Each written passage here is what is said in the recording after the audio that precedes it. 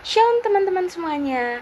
Perkenalkan, saya Frita Huta Barat dari kelas 12 IPA 4 dari SMA Sultan Iskandar Muda.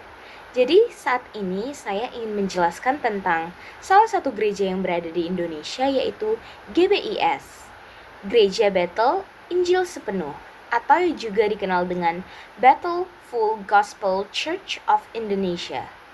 Jadi, gereja GBIS ini merupakan aliran gereja Pentakosta yang berada di Indonesia. Dan gereja ini juga masih berdiri sampai sekarang. Walaupun memiliki tantangan saat dulu, tetapi GBIS sudah menjadi gereja yang besar, pulih, dan berkembang pada saat ini. Serta lama berdiri gereja ini sudah 73 tahun loh sekarang. Jadi di sini saya akan menjelaskan dari sejarah singkat gereja GBIS. Jadi kelahiran gereja GBIS ini diawali dengan pendeta F.G. Van Gisel dengan beberapa pendeta lainnya yang keluar dari GPDI atau Gereja Pentakosta di Indonesia dan membentuk Badan Persekutuan Gereja Bethel Injil Sepenuh di Surabaya pada tanggal 21 Januari 1952. Jadi gereja GBIS ini lahir dari satu kerinduan untuk mendapatkan kembali gereja. Jadi gerejanya itu bukan hanya sekedar sebagai organisasi, tetapi gereja ini menjadi sebagai suatu hal yang hidup dan memiliki juga fellowship. Sejak kelahirannya, GBIS ini telah berkembang dengan cepat, sehingga dalam waktu kurang lebih 15 tahun, memiliki kira-kira 450 mata jemaat dengan 70.000 anggota yang tersebar di seluruh persada Nusantara atau Indonesia. Sehingga dapat dikatakan saat itu GBIS telah menjadi organisasi Pentakosta terbesar nomor 2 di Indonesia setelah GPDI. Jadi dari sejarah singkat GBIS yang tadi, kita akan beralih ke latar belakang. Latar belakang dari gereja GBIS ini juga kurang lebih sama ya teman-teman. Jadi pada tahun 1952, pendeta T.G. Van Gisel keluar dari GPDI.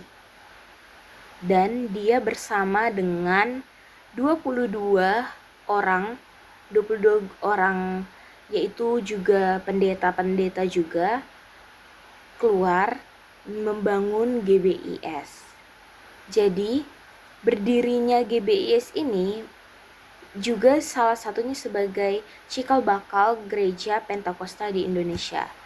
Karena hal ini juga lah mengapa GBIS terbentuk di Indonesia, karena terjadinya pemecahan dari gereja GPDI.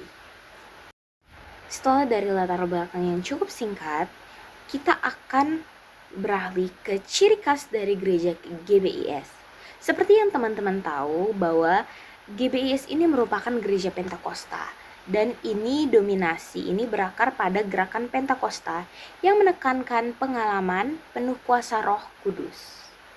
Jadi ada 3 pilar, yaitu ada konsep organisasi, otonom, dan fellowship yang menjadi acuan dalam pengelolaan dan pengembangan organisasi pada gereja ini sendiri. Kemudian ada GBIS memiliki struktur organisasi yang mencakup Komisi Wanita atau WBIS. Juga ada Komisi Pemuda PBIS dan Komisi Sekolah Minggu. Di tingkat nasional ada juga majelis daerah yang mengordinasikan kegiatan gereja di berbagai provinsi di Indonesia.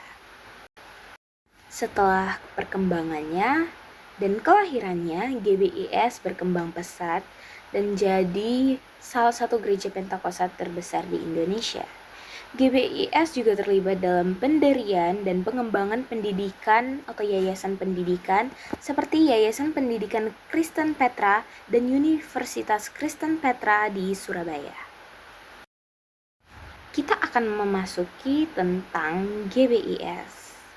Jadi GBIS ini keanggotaannya merupakan persekutuan gereja-gereja di Indonesia atau PGI dengan nomor keanggotaan yaitu 34. Yayasan Pendidikan GBIS juga merupakan salah satu gereja pendiri dan penopang yayasan Kristen Petra dan Universitas Kristen Petra di Surabaya seperti yang sudah saya jelaskan tadi. Kemudian struktur organisasinya ada yang sudah saya jelaskan tadi juga, dan ada ayat Alkitab. Ayat Alkitab ini berada pada logo GBIS sendiri, yaitu Efesus 2 ayat 20-22 yang berbicara tentang gereja yang dibangun di atas dasar para rasul dan para nabi dengan Kristus Yesus sebagai batu penjuru. Jadi di sini susunan pengurus gereja GBIS 2022 sampai 2026 yang diketuai oleh Pendeta Philip Sutisna STH sebagai Ketua Badan Penasehat, dan yang kedua ada Pendeta Jonathan Jeb Setiawan STH sebagai Ketua Badan Penghubung. Wakil ketuanya ada Pendeta Yotam Teddy Kusnandar STH sebagai Wakil Ketua pertama, dan ada Pendeta Elim SE sebagai Wakil Ketua kedua. Bendaharanya ada Pendeta Dr. Bambang Budino sebagai Bendahara Umum, dan juga yang kedua ada Pendeta Deborah Lorena Diana STH sebagai Bendahara 1. Kemudian ada sekretaris yaitu Pendeta Ferdi J. Sutisna sebagai Sekretaris Umum, dan Pendeta Morris Yosafat Huta Barat sebagai Sekretaris kedua. Kemudian ada departemen, yaitu ada 12, Pendeta Yusuf Sigit Prabowo, Pendeta Augustin Soitomo Putri, Pendeta Gideon Hardianto, Pendeta David Ambesa, Pendeta Suwardi Rambe, Pendeta Dr. Yaro Zebua, Pendeta Zakaria Larto, Janto Sasismo, Pendeta Johan Hadiwibowo, Pendeta Luisya Adu, Pendeta Abraham George Patikawa, Pendeta Fanuel Yaputra Kosai. Departemennya bisa kita baca ya teman-teman. Kemudian ada 3 komisi, yaitu Pendeta Ezra Rustiadi Widayemaso, kemudian ada Pendeta Marta Riani Setiawati, dan ada Pendeta David Kurniawan. Jadi setelah kita sudah selesai dari pengurus-pengurus gerejanya, jadi saya memiliki pendeta yang menginspirasi, yaitu Pendeta Philip Sutisna, yang juga menjadi ketua GBIS pada saat ini. Dia menjadi sosok yang menginspirasi bagi saya karena dia memberitakan Injil dan firman Tuhan secara baik dan menarik. Baik itu dari video, khotbah secara langsung, yang juga kita dapat melihatnya ada di platform YouTube.